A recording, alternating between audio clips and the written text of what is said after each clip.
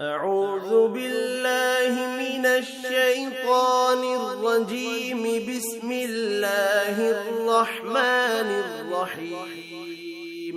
هل أتى على الإنسان حين من الدهر لم يكن شيئا مذكورا.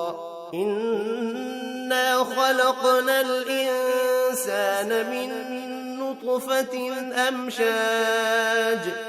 أمشاج نبتليه فجعلناه سميعا بصيرا.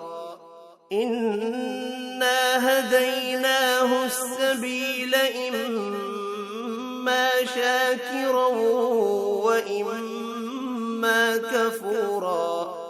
إنا أعتدنا للكافرين سلاسل وأغلالا وسعيرا.